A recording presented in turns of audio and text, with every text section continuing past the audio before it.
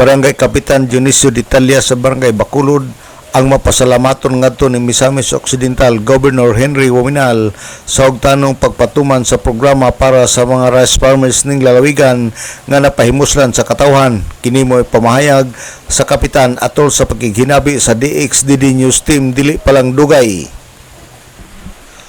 Matud pa ni Ditalia nga ang programa ni Governor Henry Wominal natagamtaman gayud sa katawhan ang libre nga abono, binhi, apel na usab niini ang land preparation, pagpatraktor o pag-ani gamit ang harvester. Sa Barangay Bacolod ang tanan nga mga mag-uuma sa basakan ang nakapahimulos sa mga programa sa provincial government pinaagi ni Governor Henry Wominal. Hinungdan nga dako ang pasalamat ni Barangay Kapitan Ditalia. Ang Barangay Bacolod yun, mostly dire farming yun.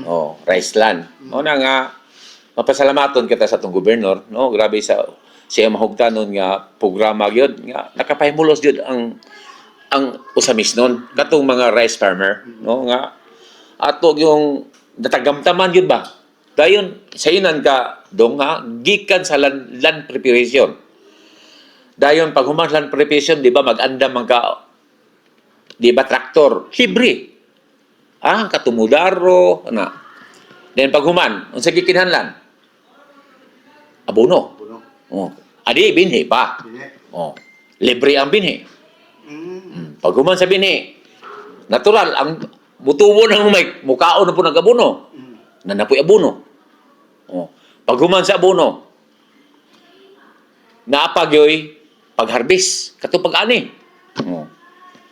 Muna giingon ako nga, kung naamang galay na nakatilaw na sa ubang mga lugar, murag gamay ra siguro, sa ko nabantayan, only Misamis Occidental.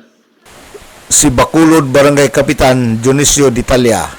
Gidugang ni Ditalia nga sukad miabot ang maong programa, wala na makautang ang mga rice farmers sa iyang barangay nga gamiton unta para sa land preparation, palit og binhi og fertilizer. Alang sa DXDD Radio Kampana, ang radyo sa simbahan, WD45, Dudong Bargamento, Danag sa Dakbayan.